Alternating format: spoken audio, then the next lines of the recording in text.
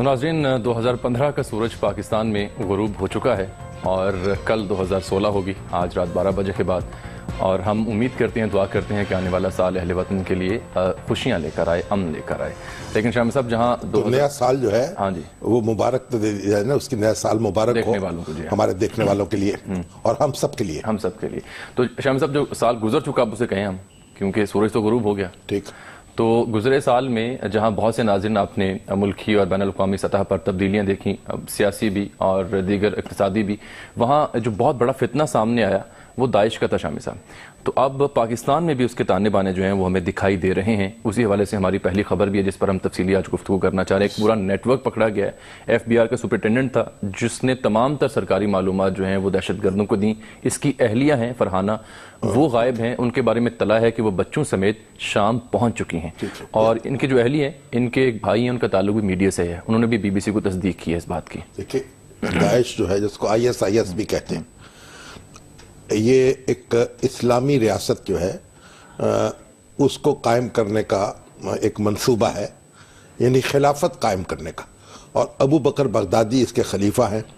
تو شام کے کچھ علاقوں میں اور عراق کے کچھ علاقوں میں یہ قائم ہو چکی ہے، اور اس میں جو تیل پیدا کرنے والے کچھ علاقے بھی ان کے پاس ہیں، اور یہ جو ہے تیل وہاں سے نکالا بھی جا رہا ہے اور بیچا بھی جا رہا ہے۔ بلکہ روس کا تو الزام ہے، روس کا تو الزام ترکی پر ہے، ترکی پر ہے کہ وہ تیل ترکی لیتا سے ہے، الزام کو قبول نہیں کرتا۔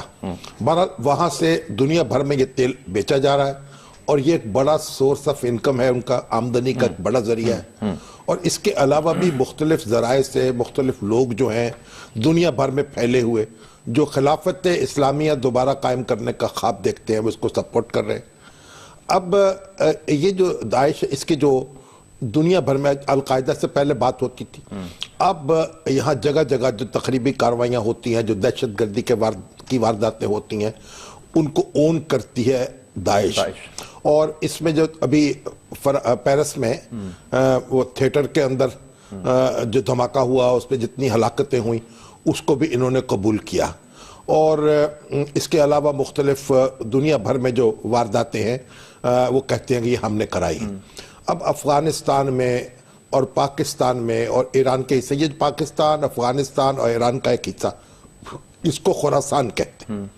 اب خراسان کے معاملے میں کہ وہاں سے ایک لشکر طلوع ہوں گے، وہاں سے خلافت اسلامیہ کا ظہور ہوگا، اس کے حوالے سے متعدد ہمارے ہاں روایات موجود ہیں، لیکن وہ مختلف اوقات میں ان کی مختلف انٹرپریٹیشنز ہوتی رہی ہیں، مختلف لوگوں نے اس کے مطابق دعوے کیے ہیں۔ لیکن بہرحال یہ جو داعش ہے، اب اس کا جو طریقہ کار ہے، اور اس نے جو ٹارگٹ کیا ہوا ہے مختلف مسلمان ملکوں کو، اس میں ایک بڑی اضطراب کی لہر اٹھی ہوئی ہے۔ اس میں مسلمان بھرتی ہو رہے ہیں، یہاں سے جا رہے قانونی ذرائع سے، بعض زیارت کے لیے جاتے ہیں، بعض سیر کے لیے جاتے ہیں، بعض غیر قانونی ذرائع سے جاتے ہیں، اور یہ مسلمان حکومتیں جو ہیں ان کے خلاف بھی اس نے، سعودی عرب کی حکومت ہے، وہ اس کا ٹارگٹ ہے، یعنی شام کی حکومت ہے، اس کے خلاف عراق کی حکومت ہے، ایران کی حکومت ہے، یہ سارے اس کے، بلکہ ان کا تو چیلنج ہے تمام اسلامی ملکوں کو بھی، اور پاکستان جو ہے اب، کیونکہ پاکستان کا اگرچہ کوئی جغرافیائی تعلق نہیں ہے عراق کے ساتھ، اس کے باوجود پاکستان میں ایسے بہت سے سرپھرے موجود ہیں جو خلافت قائم کرنا چاہتے ہیں، جو یہاں مختلف مدارس گزشتہ جو ہمارے 25-30 سال گزرے ہیں، اس میں افغانستان میں جہاد جاری تھا، اور مختلف گروپ۔ اب ایک بڑی دلچسپ بات یہ ہے کہ افغانستان کے لوگوں کو لڑنے والوں کی ضرورت نہیں تھی پاکستان سے، وہ خود کافی تھے، لیکن یہاں سے کچھ شوقیہ، کچھ تنظیمیں جو ہے سے چلی گئی، وہ جہاد افغانستان میں شریک ہوئی، پھر اس کے بعد جب وہاں معاملہ ختم ہوا تو پھر کشمیر کی طرف رخ کر لیا گیا۔ اب آپ یہ اگر یہ نہ بھی کہیں کہ ریاستی اداروں نے ان کو وہاں بھیجا ہے، تو یہ تو کہہ سکتے ہیں نا کہ چشم پوشی ان سے کی گئی، اور وہ پھر وہاں کشمیر میں انہوں نے اپنی ایکٹیویٹی شروع کی، پھر دنیا میں چچنیا میں پہنچ گئے، پھر جناب چین کے اندر پہنچ گئے۔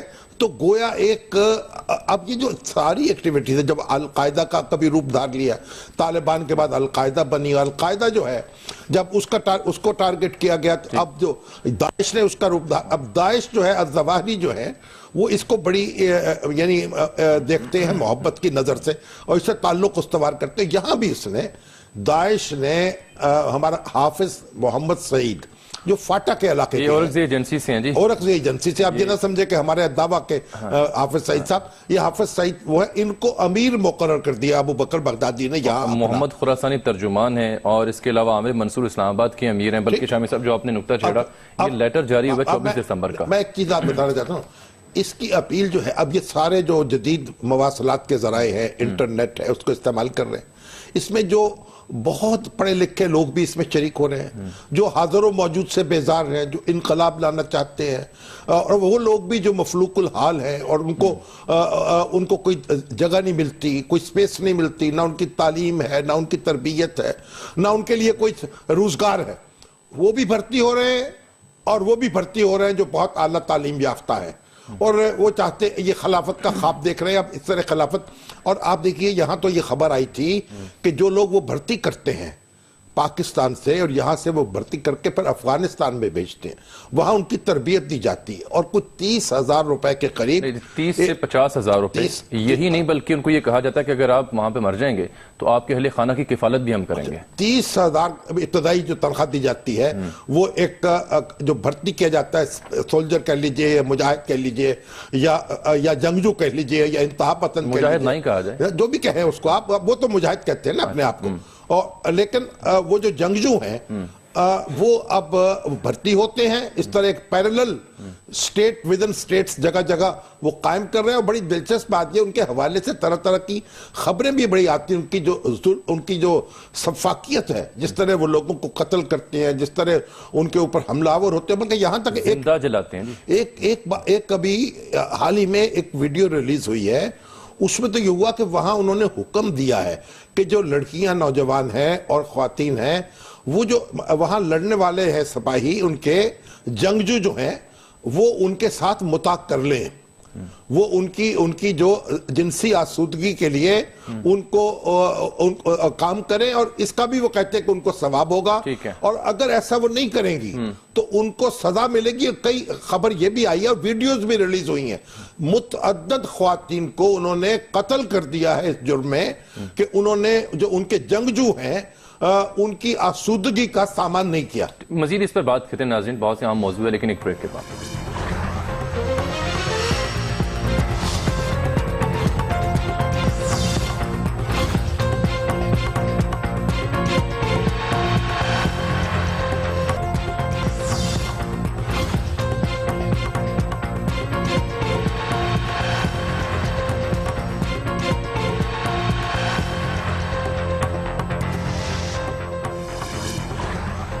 वेलकम बैक नाज़रीन। ब्रेक से पहले हम बात करते पाकिस्तान में दाइश के नेटवर्क की, और इस हवाले से 24 दिसंबर को शामी साहब एक पंजाब के महकमा दाखिला ने एक नोटिफिकेशन, एक अलर्ट जारी किया था मुतालिका हुकाम को कि फलां फलां जगहों पर कड़ी नजर रखी जाए, क्योंकि ये मालूमात आ चुकी हैं। उसका खुलासा हम आपको बयान करते हैं। वो कहते हैं जी सीरीज जो 53 बनाई गई वो सर्कुलेट की गई, जिसमें कहा गया पैरिस हमलों की। ये जो 53 सीरीज है ना, ये उनकी प्रोपेगेंडा सीरीज है, एग्जैक्टली दाइश की, दाइश ने बनाई ना, अरबी जुबान में है, लेकिन मुख्तलिफ जबानों में फिर इसका तर्जमा भी होता है, जिससे लोगों को अट्रैक्ट किया जाए, उनका पैगाम पहुंचाया जाए। और पर एक बात ये सुन लेना जी, ये जो इस तरह के ग्रुप है ना, मुसलमानों की तारीख में इस तरह के ग्रुप बड़े पैदा हुए हैं। और इब्तदा में ही यानी हमारी खिलाफत राशिदा के आखिर में ये खारजियों का ग्रुप पैदा हुआ था, जो हजरत अली और अमीर मुआविया दोनों से बैरत का आज़ार करता था। और हालांकि वो बड़े मुत्तकी और परहेजगार लोग थे, उनकी सजदों के निशान थे उनके माथों पर, और बड़ी बड़ी लंबी दाढ़ियां थी। तो एक ऐसे इंतहा पसंद ग्रुप जो है वो पैदा होते रहे हैं तारीख में।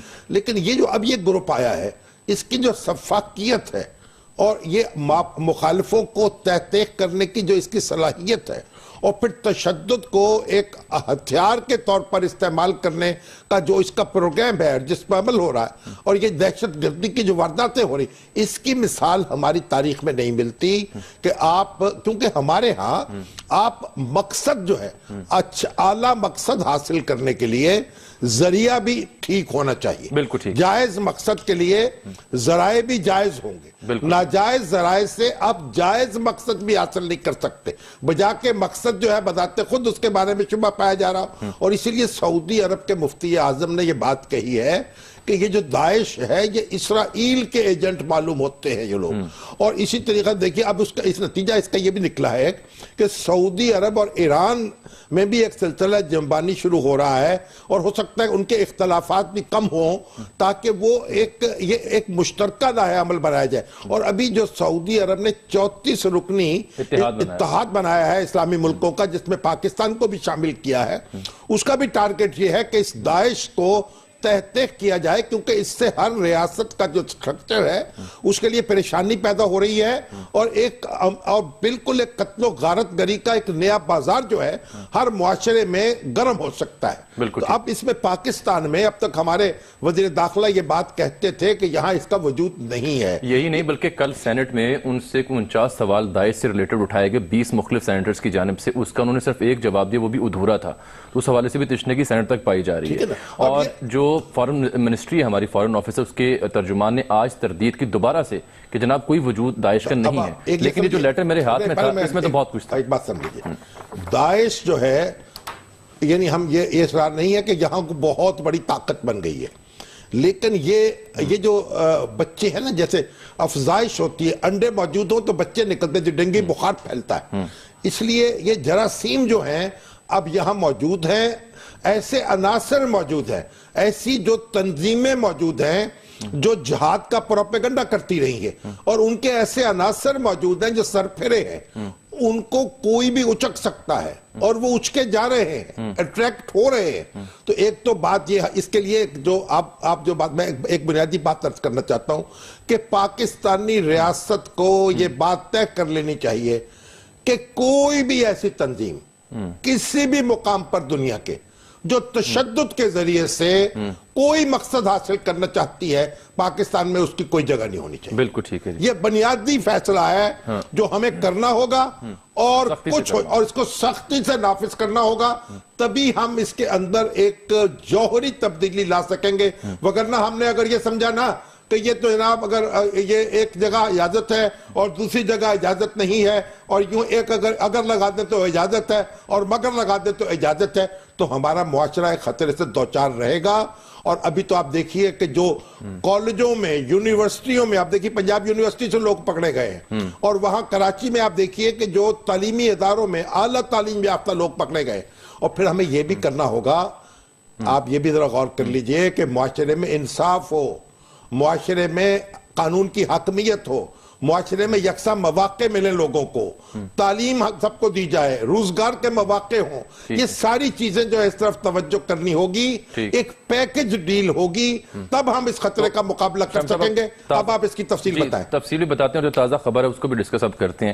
یہ ایک تو 40 سے 50 نوجوان جو ہیں افغان ریفیوجی کیمپوں سے جو فاٹا میں ہیں, وہاں سے ان کو بھرتی کر کے افغانستان لے جایا. وہ تو نرم چارہ ہے ان کا, بالکل, وہ تو پہلے فرسٹریٹ ہوتے ہیں. پھر اس میں اسی لیٹر میں جو وزارت داخلہ کی جانب سے پنجاب کی وزارت داخلہ نے جاری کیا ہے اپنے مختلف محکموں کے سربراہوں کو, اس میں وہ بتا رہے ہیں کہ Islamic movement Uzbekistan, Turkish Islamic movement, Ahrar al-Hind, Jamaat الاحرار, لشکر جنگوی داعش کے ساتھ ہاتھ ملا چکے ہیں.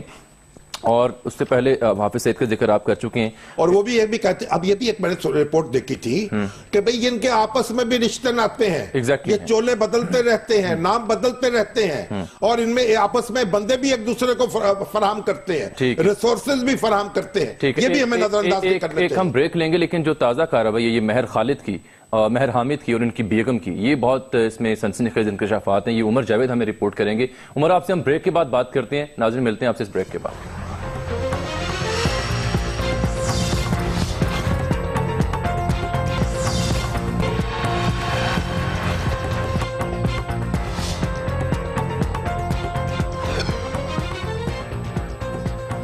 ویلکم بیک ناظرین. مہر حامد ہیں سپرنٹینڈنٹ ایف بی آر کے. شام صاحب یہ آج پکڑے گئے, ان کی بیوی بھی پہلے ہم عرض کر چکے ہیں کہ وہ شام جا چکی ہیں. عمر جاوید ہیں جنہوں نے اس خبر پر نظر رکھی اور ڈیٹیلز اکٹھی کی, ان سے ہم بات کرتے ہیں. دنیا نیوز لاہور کے نمائندے. عمر, یہ مہر حامد ہیں کون, کیسے پکڑے گئے, کیا معلومات سامنے, ان کی بیوی کے حوالے سے کیا اطلاعات ہیں, اور یہ جو خبر ہے کہ خواتین کا ایک نیٹ ورک ہے لاہور میں جو لوگوں کو ریکروٹ کر رہا ہے, اس حوالے سے بھی ڈیٹیل شیئر کیجیے گا. جی جامی صاحب, یہ ویسے تو حکومت مسلسل یہی کہی جا رہی ہے کہ پاکستان کے اندر داعش کا نیٹ ورک جو ہے وہ بالکل بھی موجود نہیں ہے, اور نہ ہی اس کو پنپنے دیا جائے گا. لیکن اگر 2015 کے اوائل کی میں بات کروں تو ایک دنیا نیوز نے ہی خبر بریک کی تھی کہ لاہور سے 3 کمانڈر اور اسلام آباد سے 1 کمانڈر جو داعش کا پکڑا گیا. جس نے کافی انفارمیشن جو تھی فراہم کی تھی، لیکن ان کو میڈیا کے سامنے پیش کرنا تھا، لیکن بعد بیوروکریسی کی انٹرفیئرنس کے بعد وہ ان کو میڈیا کے سامنے پیش نہیں کیا گیا تھا۔ یہ اسی سلسلے کی یہ کڑی ہے کہ پاکستان کی جو حساس ادارے ان کو اطلاع ملی تھی کہ لاہور اور سے جو ہے کافی زیادہ انفارمیشن FBI کی چوری کی جا رہی ہے سرکاری سطح پر، اور اس کو جو ہے وہ دہشت گرد تنظیموں کو دیا جا رہا ہے۔ اس کے اوپر حساس اداروں نے کارروائی کرتے ہوئے مہر حامد نام کے ایک سپرنٹینڈنٹ FBR کو گرفتار کیا۔ پہلے ان کو سپٹمبر کے اندر حراست میں لیا، ان سے کافی انفارمیشن ملی تو CTD نے مقدمہ درج کر لیا، بعد میں دوبارہ حساس اداروں کے حوالے کیا گیا، اور حساس اداروں نے جب ان سے انفارمیشن کلیکٹ کرنا شروع کی، نہیں ان کو پہلے رہا کر دیا گیا تھا پکڑ کے؟ جی وہ CTD نے شامی صاحب CTD نے پکڑا تھا، حساس اداروں نے پکڑ کے CTD کو دے دیا تھا، CTD نے مقدمہ درج کیا، اور اس کے بعد دوبارہ حساس اداروں نے اپنی تحویل میں لیا اور ان سے انٹروگیٹ کیا، تو پتہ یہ چلا کہ لاہور کے اندر جو بڑی ابڈکشنز ہوئی تھی اس کے اندر ان کا کافی زیادہ کردار تھا، اور پھر جو حساس معلومات فراہم کی جا رہی تھی FBR کی، اس کے اندر کافی زیادہ ہاتھ تھا۔ اسی اسنا میں انہوں نے نہیں ابڈکشن کہاں ہوئی تھی؟ جی لاہور سے جیسے ڈاکٹر وان وائنسٹائن اور شہباز تاثیر کی ابڈکشن ہوئی، اس کے اندر بھی جو ڈیٹا فراہم کیا جاتا رہا ہے وہ اس اکاؤنٹس کی انفارمیشن بھی دی، یعنی اکاؤنٹس کی انفارمیشن کی ان کی مالی حیثیت کیا ہے تاکہ وہ لوگ جو ہے پھر ان پہ ہاتھ ڈالا جا سکے۔ جی بالکل۔ ٹھیک۔ اس کے بعد جب ان سے مزید انکشافات کا سلسلہ شروع ہوا تو مہر حامد نے بتایا کہ اس کی جو اہلیہ ہے وہ لاہور کے اندر ایک مدرسہ ہے، وہاں پر تربیت بھی دیتی ہے اور باقاعدہ لوگوں کو پرووک کرتی ہے کہ داعش کو جوائن کیا جائے۔ انفارمیشن کلیکٹ کرنے کے بعد جب حساس اداروں نے فرحانہ حامد جو جوہر ٹاؤن وحدت کالونی کی رہائشی تھی لیکن جوہر ٹاؤن میں ایک مدرسے میں پڑھاتی تھی، اس کو اریسٹ کرنے کی کوشش کی تو معلوم ہوا کہ وہ 11 لوگوں کے ہمراہ کوئٹہ پہنچ چکی ہے اور کوئٹہ کے راستے وہ شام جا رہی ہے۔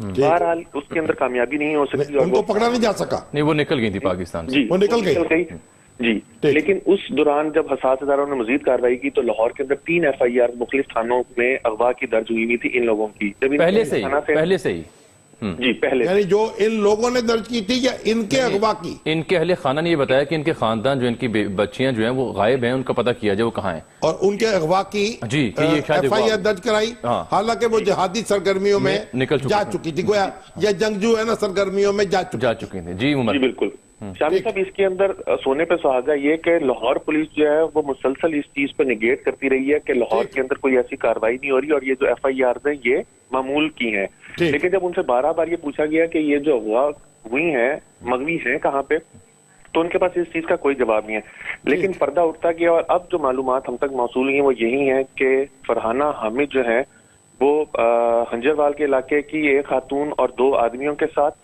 اسی طرح ٹاؤن شپ کے علاقے کی خاتون اور ان کے 4 بچوں کے ساتھ اور 2 مزید مردوں کے ساتھ جو ہے 11 افراد کا قافلہ لے کے باراستہ کوئٹہ شام جا چکی ہیں اور وہاں پر ٹریننگ کر رہی ہیں۔ لیکن مزید اہم چیزیں جو ابھی سامنے آئی ہیں اس کے اندر یہی ہے کہ کوشش یہی کی جا رہی ہے، جیسے سیالکوٹ کے اندر ان کا بڑا نیٹ ورک پکڑا گیا، جی سیالکوٹ ڈسکا میں جیسے نیٹ ورک پکڑا گیا، اسی طرح سرگودا اور گجرانوالہ میں بھی ان کا نیٹ ورک کام کر رہا ہے جس کے اوپر نظر رکھے ہوئے حساس ادارے، اور ان کی کوشش صرف یہی ہے کہ پاکستان کے اندر ٹریننگ کیمپ جو ہے وہ بنا لیا جائے تاکہ لوگوں کو یہاں پہ ہی ریکروٹ کیا جائے، یہاں پہ تربیت دی جائے اور پھر یہاں سے ان لوگوں کو جو آگے بھیجا جا سکے۔ ابھی جو ریسنٹ انفارمیشن جامی صاحب میں آپ سے شیئر کرتا چلوں وہ یہی ہے کہ حساس ادارے جو ہیں اس چیز کو مانیٹر کر رہے ہیں کہ داعش کے ساتھ پہلے صرف TTP کا الحاق تھا کہ TTP جو تھی وہ داعش کو سپورٹ کر رہی تھی، لیکن ابھی حالیہ جو چیزیں سامنے آئی ہیں ابڈکشن کی، اس کے بعد حساس اداروں نے اپنے پیرامیٹر جو ہیں وہ بڑھا دیے ہیں اور القاعدہ کی طرف بھی چلے گئے کیونکہ القاعدہ پاکستان کے اندر کافی زیادہ اسٹرانگ ہوئی بھی ہے۔ اب اس چیز کو بھی دیکھ رہے ہیں کہ القاعدہ میں کون کون سے لوگ جو ہیں وہ داعش کو سپورٹ کر رہے ہیں اور اس چیز کو بڑھانے میں کن لوگوں کا ہاتھ۔ عمر بہت شکریہ آپ کا۔ شاہم صاحب اس نوٹیفیکیشن جو آخری صفحہ ہے اس میں آخری لائن یہ کہ خاص مکتبہ فکر کو مخاطب کیا گیا کہ ان کے جو مدرسے یا ان کے جو ٹھکانے جو سلفی ہیں، ہاں ان سلفی جو ہیں ان پہ یعنی جو کہتے ہیں کہ ہم اسلاف کے طریقے پہ چلیں گے، اصل میں یہ کافی کیونکہ بڑے کٹر ہمارے اپنے عقیدے پر عمل کرنے والے ہوتے ہیں، اس لیے جب ان کو ڈیریل ہونے میں مطلب ہے کوئی دیر نہیں لگتی، تو یہ جہاد کا جھانسا دے کر یا خلافت کا جھانسا دے کر کے خلافت قائم ہو رہی ہے، پھر ان لوگوں کو ان کو ورغلایا جا سکتا ہے اور یہ جان ہتھیلی پر رکھ سکتے ہیں. تو اس لیے اس پر تو دیکھیں میں نے پہلے بھی عرض کیا ہے ایک انٹیلیجنس اداروں کو نظر رکھنی ہوگی. اور پھر یہ ہے کہ جو یہ ہمارے یہاں جگہ جگہ جو سلسلے قائم ہے خواتین کے ان کو دیکھنا ہوگا اور اس کے ساتھ ہی ساتھ علماء کرام جو ہیں ان کو حرکت میں آنا ہوگا اور خواتین کے درس کے جو حلقے ہیں جو ان کے بڑے منتظم ہیں ان کو دیکھنا چاہیے. ان کی ذمہ داری ہے کہ وہ اپنے حلقوں کو ایک خاص ان کی تربیت کریں اور ایک خاص ان کو ایک پٹری پر رکھیں, ان کو ڈی ریل نہ ہونے دیں. یہ کراچی سے بھی خبر سنی نا, طالبان نے بھتہ وصولی کے لیے نیا نیٹ ورک قائم کیا تھا. انہوں نے کہا جی ہماری باقاعدہ فائنینشلی کمر ٹوٹ گئی تھی, اس نے نیا نیٹ ورک قائم کیا ڈیفنس میں. یہ 2 دہشت گرد گرفتار ہیں, انہوں نے تفتیش میں انکشاف کیا ہے کہ مالی جو ان کی ضروریات تھی اس کو پورا کرنے کے لیے پھر یہ لوگوں کو کڈنیپ کر رہے تھے, بینک ڈکیتیاں کر رہے تھے, اور وہ آج یہ سائٹ ایریا میں یہ رہائش پذیر تھے, وہاں سے پکڑے گئے ہیں اور کراچی میں یہ کارروائی سامنے آئی. یہ جو ہمارے اس وقت تو ہمارے جو حساس ادارے ہیں, ہماری جو انٹیلیجنس ایجنسیاں ہیں, وہ ایک بہت کافی مؤثر کام کر رہے ہیں, مزید بہتر کام کرنے کی ضرورت ہے. پنجاب میں بھی یہ جو اینٹی ٹیررسٹ فورس ہے وہ بنائی گئی ہے اور اس کو باقاعدہ پراپرلی ٹرین کیا گیا ہے. یعنی اس کے اندر ترکی اور دوسرے ملکوں کی معاونت کے ساتھ, خود افواج پاکستان کی معاونت کے ساتھ بہت یعنی ہائیلی ٹرینڈ لوگ جو ہیں وہ اس پہ کام کر رہے ہیں, ٹریننگ لے رہے ہیں اور اس کی وجہ سے ان کو کامیابیاں بھی مل رہی ہیں. ہمیں یہ بھی اندازہ احساس کرنا چاہیے اور سکسیس ریٹ بھی ایک اس کا ہے. اور خاص طور پر کراچی میں تو بڑی کامیابی ملی ہے اور پنجاب میں بھی یعنی تعاقب جاری ہے. یہ سستی نہیں کرنی چاہیے اور یہ معاملہ جو ہے اس کو لائٹلی نہیں لینا چاہیے. اس کو یہ لازم ہے تمام اداروں پر جن کے ذمہ داری ہے قانون نافذ کرنا, اطلاعات رکھنا, کہ ایک ڈسپلن قائم کریں. دیکھیے ابھی یہ پولیس والوں نے یہاں کیا ہے کہ اگر آپ کا کوئی کرایہ دار آئے گا تو آپ کو ایک موبائل ٹیلی فون کے ذریعے سے ہی آپ اس کی ڈیٹا جو ہے دے دیں گے. ایک انہوں نے اس طریقے سے ایک ڈیوائس سے ایجاد کی ہے اور یہ نیٹ ورکنگ ہو رہی ہے, کام ہو رہا ہے, لیکن تیزی سے کرنے کی ضرورت ہے اور بہت جلد اور بہت زیادہ کام کرنا ہے, وگرنہ یہ لوگ پھیل سکتے ہیں, وبا بن سکتے ہیں. آج مستحق افراد کے لیے 7 خطرناک بیماریوں کے علاج کی مفت سہولت اور اس سلسلے میں قومی صحت پروگرام کا افتتاح کیا وزیر اعظم نے اسلام آباد میں. 15 اضلاع میں یہ شروع کیا جا رہا ہے اور 32 لاکھ خاندان پہلے مرحلے میں اس سے مستفید ہوں گے. شامی صاحب, 6000 سے کم جن کی آمدن ہوگی وہ اس پروگرام سے بینیفٹ لے سکیں گے. آپ یہ کہہ سکتے ہیں کہ یہ جو وزیر اعظم کی طرف سے ایک نئے سال کا تحفہ ہے ہاں جی ان خاندانوں کے لیے. دل, گردے, جگر, ہیپیٹائٹس اور شوگر کے مریض, یہ مریض جو ہیں ابھی 3 لاکھ روپے تک, بلکہ 6 لاکھ روپیہ بن جائے گا آخر میں. پہلے 50,000 ہے نارمل جو ہے, پھر 3 لاکھ تک, پھر 6 لاکھ تک. جی اس سے یہ علاج کرا سکیں گے سالانہ ہوگا. جی سالانہ. اور اس میں دیکھیے جو مریم نواز شریف ہیں ہماری, وہ اس میں بہت کام کر رہی تھی 1.5 سال سے. انہوں نے بہت اجلاس کیے ہیں, ملکی ماہرین کو بھی بلایا ہے, غیر ملکی ماہرین کو بھی بلایا ہے, اور یہ انہوں نے ایک پالیسی جو ہے وہ فارمولیٹ کی ہے اور پھر ایک ڈیزائن بنایا ہے کہ اس طریقے سے ہم ایک صحت کے میدان میں لوگوں کو, بے نوا لوگوں کو, کم وسیلہ لوگوں کو ایک تعاون کر سکتے ہیں اور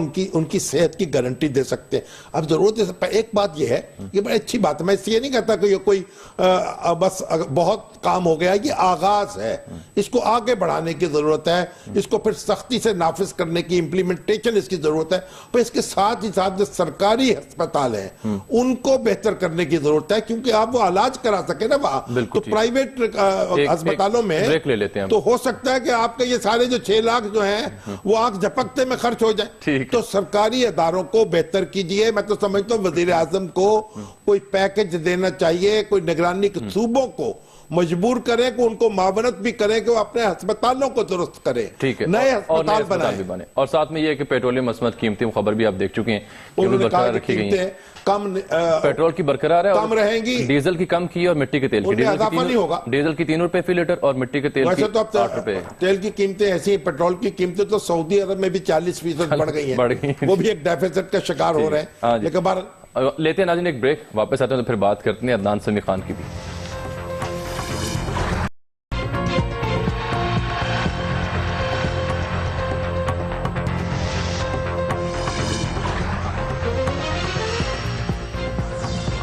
वेलकम नाज़रीन, अदनान समी पर बात करते हैं, वक्त भी कम है, लेकिन शामी साहब जो दाइश के ऊपर तफसीली आपने गुफ्तगू की, पंजाब गवर्नमेंट की जो रिपोर्ट वो भी हमने डिस्कस की, उमर जावेद के फैक्ट्स भी, ये शमसुद्दीन अमजद साहब हैं, ये head of IT and social media department हैं जमात इस्लामी के। ये साहब ये कह रहे हैं कि जनाब वो दाइश के साथ इस बात पर भी आप बात करें कि बशार ने भी एक ब्रिगेड कायम कर रखा है, वो भी लोग भर्ती कर रहे हैं, वो भी लोग मारे जा रहे हैं, इस पर तवज्जो दें। तो ये बहुत ही अजीब कंपेरिजन आपने पेश किया, जवाब तो शामी साहब जो है वो एक सरबराह है शाम के, एक स्टेट के, एक रियासत के सरबराह है। रियासत को भर्ती कर सकती है लेकिन गैर रियासती अनासर को ये हक हासिल नहीं है। फिर जिनका एजेंडा जो है वो भी एक इस तरह का मकरू एजेंडा हो, तो ये दोनों का मवाजना न किया जाए। बिल्कुल ठीक। और ये जो नौजवान है इनको ये गुजारिश करूंगा कि ये इस तरह की मशकूक जो चीजें हैं वो ना बयान करें, ना लिखा करें, एहतियात से काम लें, खुद अपने थॉट प्रोसेस को भी दुरुस्त करें और क्लियर करें और दूसरों को भी क्लियर करें। बिल्कुल ठीक।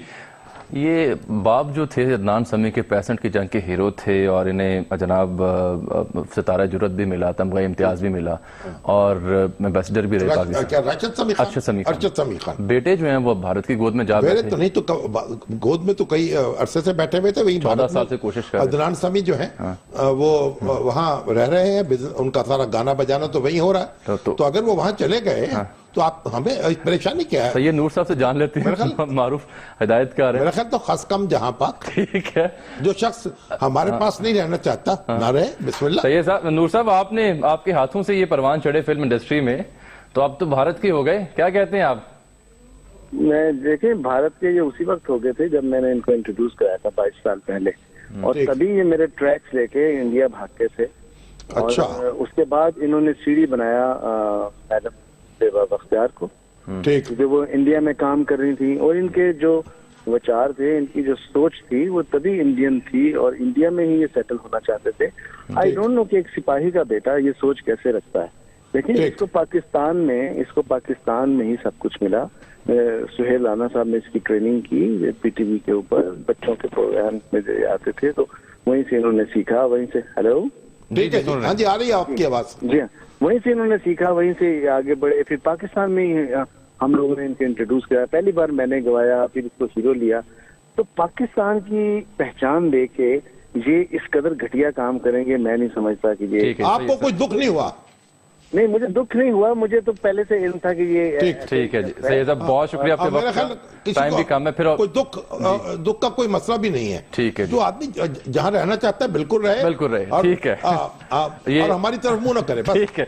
शाम से प्रोग्राम वक्त भी खत्म होने वाला है, दो अहम मौजूद बाकी हैं। एक तो ये कि हमने साल 2015 के मुख्तसर जायजा लिया है, ठीक, तो वो एक रिपोर्ट। दूसरा जवान सदर में आप आज मौजूद थे, मुझे बड़ी रह गई बात है। जवान सदर में तो यौम कायदे आज़म की तकरीब थी, उस हवाले से एडिटर्स को मुद्दऊ किया था कि यानी कौमी आज़ादी सहाफत और कायदे आज़म के हवाले से बड़ी अच्छी गुफ्तगू हुई। सदर साहब ने भी अज़ार ख्याल किया और हमारे मुख्तलिफ एडिटर्स जो थे मौजूद थे, उन्होंने भी अपनी बातें की। और सदर साहब ने लोगों को अपील की कि मीडिया जो है वो मनफियत से निकले, जो हुकूमत के अच्छे काम है उनका एतराफ़ करे और उनको भी उजागर करे। और उनका कहना था कि ये हालात बहुत बेहतर हो रहे हैं, दहशत गर्दी कम हो रही है, अब इकोनॉमी बेहतर हो रही है और हालात मजीद बेहतर हो जाएंगे। बड़ी अच्छी गुफ्तगू की और सदर साहब माशाल्लाह बड़ी अच्छी गुफ्तगू करते हैं। एक मजे हुए सियासी कारकुन है, चैम्बर ऑफ कॉमर्स के सदर रहे हैं और institute of business administration IBA Karachi का है, उसके इब्तदाई तालिब इल्म में से है। तो एक बड़े सुलझे हुए आदमी है, बड़ा मजा आया, बड़ा लुत्फ रहा, उनके साथ खाना खाया और कोई 2 घंटे उनके साथ गुजरे, 2-2.5 घंटे, और बहुत लुत्फ के गुजरे। एक तारीखी मैं समझता हूं कि लम्हात थे जब उनकी सोबत में हम सब उन्होंने खूब एंजॉय किया। ये रिपोर्ट देखिए, 2015 तो गुजर गया, तो उसमें चलिए आपकी गुजर गया, आप तज़किरा तो फिर दोबारा फिर करेंगे अगले प्रोग्राम में। क्या अब आप सुना दीजिए रिपोर्ट, देखिए जी।